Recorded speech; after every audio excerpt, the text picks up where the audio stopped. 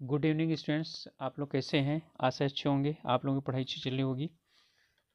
आप सब लोगों का एक बार फिर आपके अपने ऑनलाइन प्लेटफॉर्म प्रयागेट में बहुत बहुत स्वागत है। स्टूडेंट्स, आप लोग जानते हैं कि हम लोग उत्तराखंड लोक सेवा आयोग द्वारा आयोजित की जाने वाली जूनियर असिस्टेंट परीक्षा से संबंधित हिंदी की जो टेस्ट श्रृंखला है वो कर रहे थे, तो उसी में ही आज हम एक सेशन और करते हैं। तो चलिए शुरुआत करते हैं।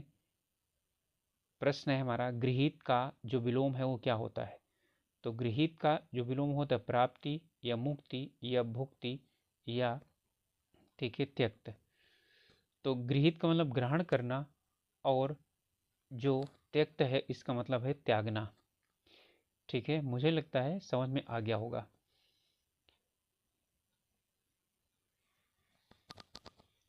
तो गृहीत का क्या होगा? त्यक्त होगा। इसके बाद है गोचर। तो गोचर का जो होगा वो हमारा होगा अगोचर। गोचर का मतलब सामने जो हो, और अगोचर का मतलब जो सामने उपस्थित ना हो सकते, जिसे हम देख ना सकते हो। चतुर का क्या होगा? चतुर का होगा मूर्ख, मूढ़, मंदबुद्धि या जड़मति। तो चतुर का जो हमारा होगा मूढ़। चतुर का मूढ़ होगा, मूर्ख नहीं। बुद्धिमान का होगा मूर्ख। इसके बाद है बुद्धिमान का मंदबुद्धि भी होगा। चिरंतन, चिरंतन का क्या होगा? तो चिरंतन का होगा नश्वर। ठीक है। फिर छिन्न है, छिन्न का क्या होगा? क्या भिन्न होगा, अभिन्न होगा, प्रक्षिप्त होगा या संलग्न होगा? तो इसमें जो छिन्न होगा इसका क्या होगा? छिन्न का मतलब अलग अलग, और संलग्न का मतलब है एक साथ जुड़ा हुआ। जंगम का क्या होगा? स्थावर। जंगम का होगा स्थावर।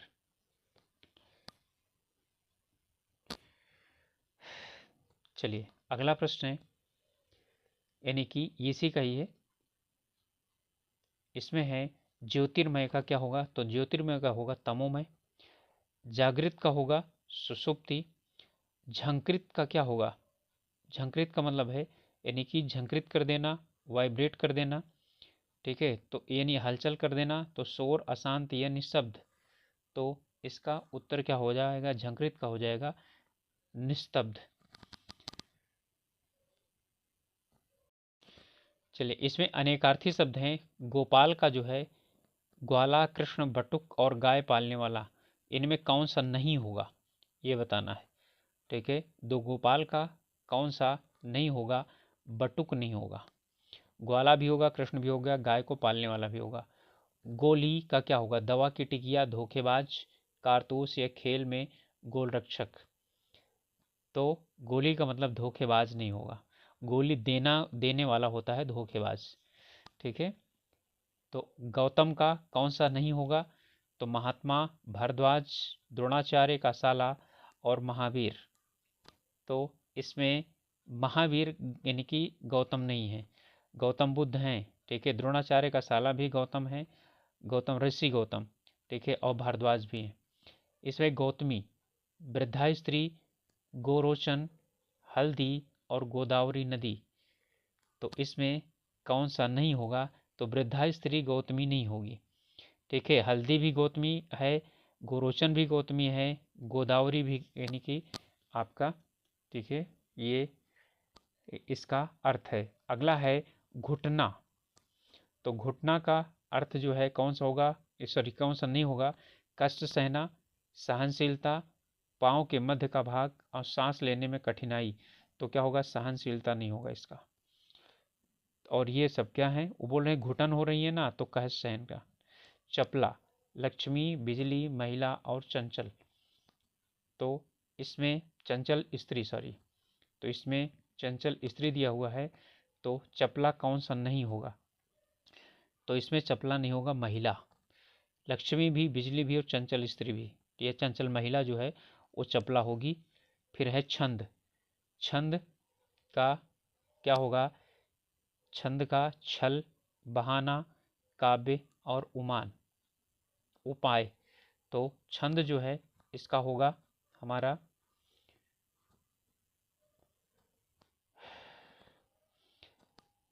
छंद का छल भी होगा, बहाना भी होगा, काव्य भी होगा, उपाय नहीं होगा।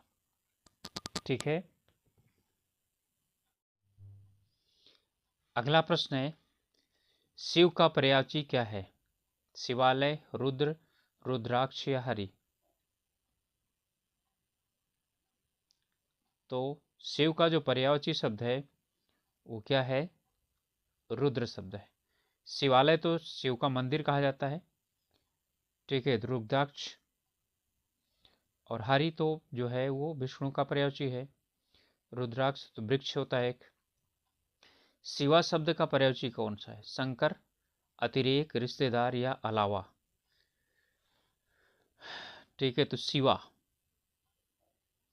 ठीक है, ध्यान से देखिएगा ये कौन सा शिवा लिखा है।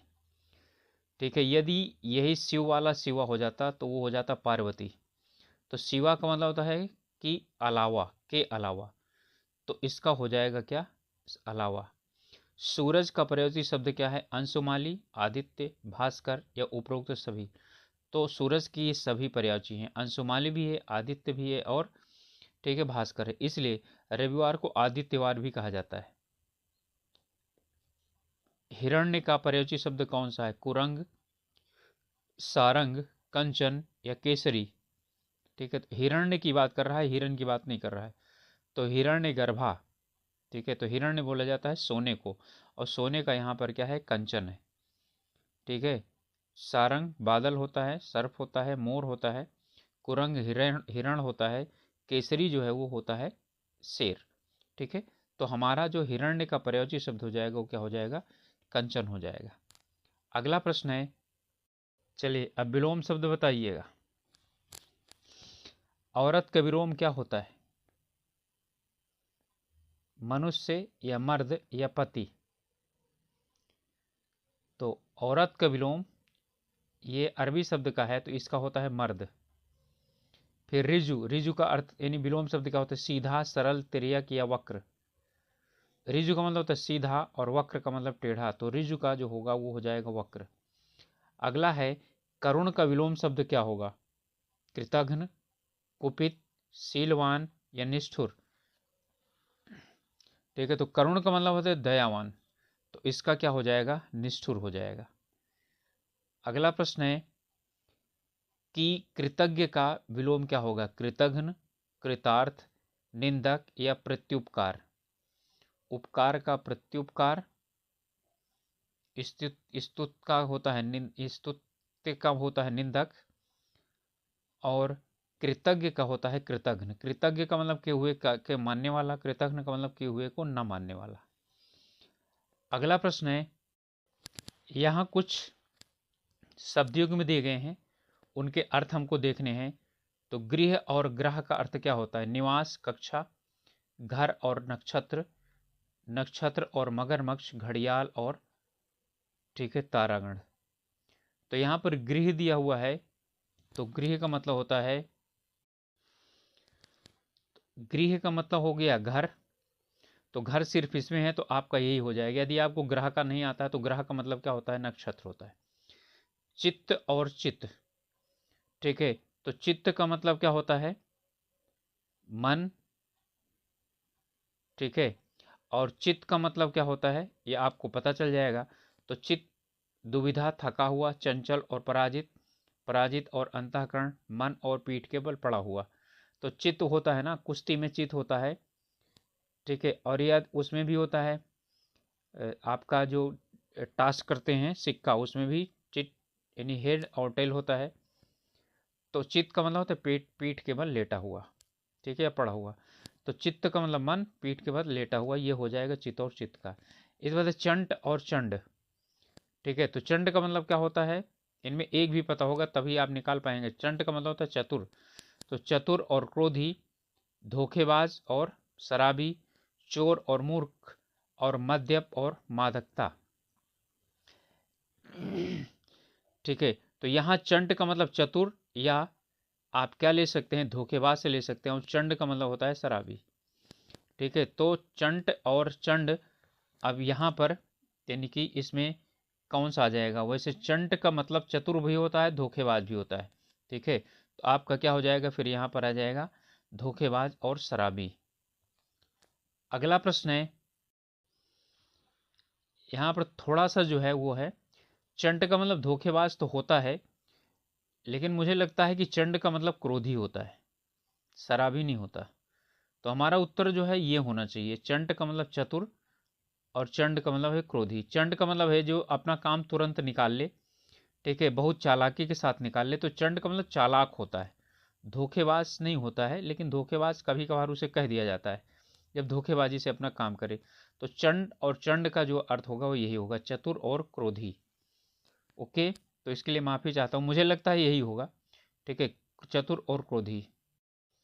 चलिए, अनेक शब्दों में एक शब्द, जिसे मनोवांछित प्राप्त हो गया हो उसे क्या कहते हैं? आत्मकाम, पूर्ण काम, संतुष्ट या निष्काम। तो जिसे मनोवांछित वस्तु की प्राप्ति हो जाती है उसे क्या कहा जाता है? उसे कहा जाता है संतुष्ट। ठीक है, एक स्थान से दूसरे स्थान को हटाया हुआ, यानी कि एक स्थान से दूसरे स्थान तक भेजा जाता है उसको, जिसे अंतरित, स्थानांतरित, प्रवासी या मुसाफिर। तो एक स्थान से दूसरे स्थान पर गया हुआ नहीं, हटाया हुआ, तो होता है स्थानांतरित, यानी स्थान को अंतरित कर देना, स्थानांतरित हो जाएगा। हवन में जलाने वाली लकड़ी, इसे क्या कहा जाता है? हवन सामग्री, वन काष्ठ, शुष्क काष्ठ या समिधा। तो इसे जो कहा जाता है वो होता है समिधा। हवन सामग्री तो हवन में जलाने वाली लकड़ी नहीं, ठीक है, जो जलाने वाली क्या होती है, ठीक है, सामग्री होती है पूरी, उसे कहा जाता है, ठीक है, समिधा। अगला प्रश्न है, वर्षा शब्द का उचित बहुवचन बताइए, यानी वर्षा का बहुवचन क्या होगा? वर्षाएं, वर्षाओं, वर्षा या वर्षागण। ठीक है, तो वर्षा का बहुवचन होगा वर्षा, यानी वर्षा जो पदार्थवाचक है वो हमेशा एक वचन में ही प्रयोग किया जाता है, तो चाहे एक वचन हो या बहुवचन हो, वर्षा ही होगा इसका। ये आम उसके लिए हैं, इस वाक्य में स्थूलांकित अंश है, यानी उसके लिए, तो उसके लिए अन्य पुरुष एक वचन संप्रदान, उत्तम पुरुष एक वचन अपादान, मध्यम पुरुष बहुवचन संप्रदान और उत्तम पुरुष एक वचन संप्रदान। उसके लिए है ना, तो ये एक वचन तो होगा, तो बहुवचन वाला समाप्त कर दीजिए, एक वचन है, ठीक है। और उत्तम पुरुष मैं और हम होता है, तो उत्तम पुरुष भी खत्म कर दीजिए। मध्यम पुरुष कौन सा होता है? तुम होता है, तो तुम तो है नहीं है, ठीक है, तो यहां पर मध्यम पुरुष भी समाप्त हो जाएगा। अब बचा क्या? उसका या वह का होता है, यानी कि वह अन्य पुरुष है, तो अन्य पुरुष का एक वचन और संप्रदान है, तो उसके लिए अन्य पुरुष एक वचन और संप्रदान है। अगला कह रहा है उत्तम पुरुष बहुवचन संबंध कारक। ठीक है, इसमें उत्तम पुरुष बहुवचन संबंध कारक, ठीक है, कौन सा होगा? तो ये हमारा है तुम्हारा, उसका, मेरा या हमारा। उत्तम पुरुष बहुवचन, यानी मैं का जो है वो हमारा होगा, मेरा तो एक वचन हो गया, उसका वह से बनता है उसका, तो ये अन्य पुरुष हो गया। ये तुम से बनेगा तो ये आपका मध्यम पुरुष हो गया, और ये दोनों उत्तम पुरुष हैं, लेकिन ये एक वचन है, ये बहुवचन है। तो मैं, मेरा ये एक वचन है, हम और हमारा बहुवचन है, तो आपका हो जाएगा उत्तम पुरुष बहुवचन संबंध कारक, ये हमारा होगा। अपूर्ण भूत का उदाहरण है आपका पत्र मिल गया था, ये तो पूरा हो चुका काम। वर्षा हुई होगी, ठीक है, ये जो है ना, ये अपूर्ण भूतकाल नहीं है, संभाव्य भूतकाल है। बालक सो रहा था, वर्षा हुई थी, ठीक है, ये पूर्ण भूतकाल है। ये बालक सो रहा था, सोने का पता है लेकिन जागने का पता नहीं है, इसलिए क्या हो जाएगा? अपूर्ण भूतकाल है। अपूर्ण भूतकाल, अपूर्ण भूतकाल, अपूर्ण वर्तमान का मतलब रहा, रही, रहे आता है, अपूर्ण होता है। अगला है बारिश होगी तो हम भी पिकनिक चलेंगे। इस वाक्य में क्या है? संभावना वृत्ति है, संकेतार्थक वृत्ति है, आज्ञार्थक वृत्ति है या निश्चयार्थक वृत्ति है। तो इसमें बारिश होगी तो हम भी पिकनिक चलेंगे, तो ये क्या है? ना तो संकेत है, ना अर्थ ज्ञार्थक है और ना ही निश्चयार्थक है। क्या है? संभावना है। बारिश का होना संभावना पर है, तो ये यानी संभावनार्थ वृत्ति है। ओके, अगला प्रश्न है, इसमें है यथोचित में कौन सी संधि है? विसर्ग संधि, स्वर संधि, व्यंजन संधि है, इनमें से कोई नहीं। तो यथाधन उचित है ना, तो आ और ओ मिलकर के कौन सा बना? स्वर संधि। ओ आया है, ओ किसके अंतर्गत आता है? गुण संधि के अंतर्गत आता है, तो हो जाएगा क्या? गुण संधि। भानुदय में कौन सी संधि है? गुण है, वृद्धि है, अयादि है, दीर्घ है। ये बड़े ऊ की मात्रा आती है, तो बड़े ऊ किस में होता है? गुण में, वृद्धि में, अयादि में या दीर्घ में? तो किस में होता है? दीर्घ में होता है। गुण में ए और ओ बनता है, अयादि में अय, आय, आओ और आओ बनता है, वृद्धि में अय बनता है और ओ बनता है। ठीक है, तो आपको हो जाएगा दीर्घ। सीमा और अंत का संधि शब्द क्या है? तो सीमा और इसका अंत का संधि शब्द क्या हो जाएगा? सीमांत या सीमांत या सीमंत या सीमंता। तो सीमा और अंत क्या बनेगा? सीमांत बनेगा। अगला संधि, गुण संधि का उदाहरण कौन सा है? महाधन औषधि, महाधन ईश्वर, भोजन धन औषधि, गिरिधन ईश। गुण की बात कर रहा है। ई और ई मिलकर ईश हो जाएगा, दीर्घ संधि। महाधन ईश्वर, आ और ई मिलकर महेश्वर बनेगा, यही आपका गुण संधि का होगा। महाधन औषधि, ये क्या बनेगा? दीर्घ संधि बनेगी, सॉरी वृद्धि संधि बनेगी।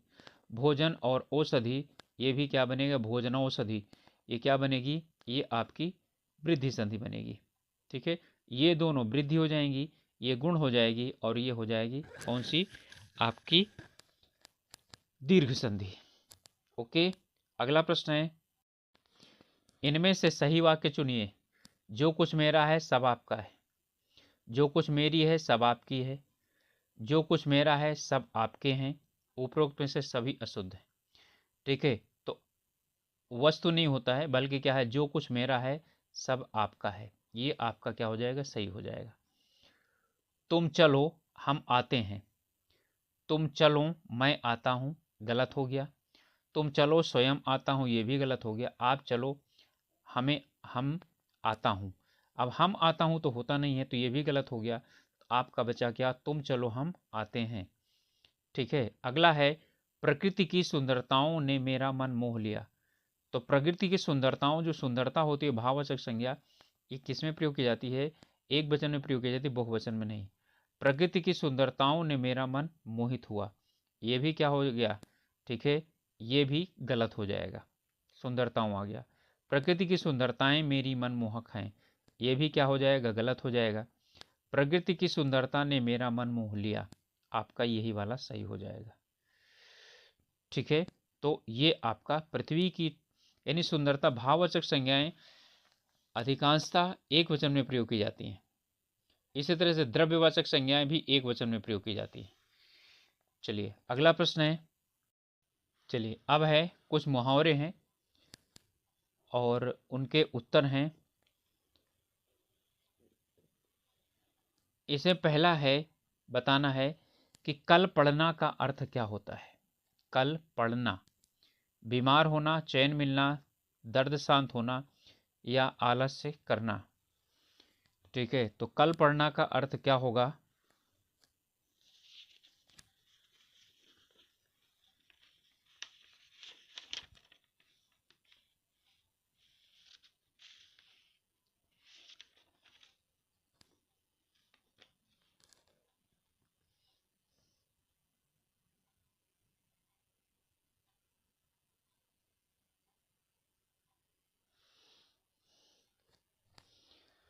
ओके, कल पढ़ना का अर्थ होता है चैन मिलना, बीमार होना, दर्द शांत होना या आलस्य करना नहीं। कलेजा ठंडा होने का अर्थ क्या होता है? अत्यधिक कमजोरी, क्रोधित होना, संतोष होना या बीमार होना। ठीक है, तो कलेजा ठंडा होना, अत्यधिक कमजोरी होना, ये गलत है। क्रोधित होना, ये भी गलत है। बीमार होना, ये भी गलत है। आया क्या? संतोष होना। ठीक है, किस खेती की मूली?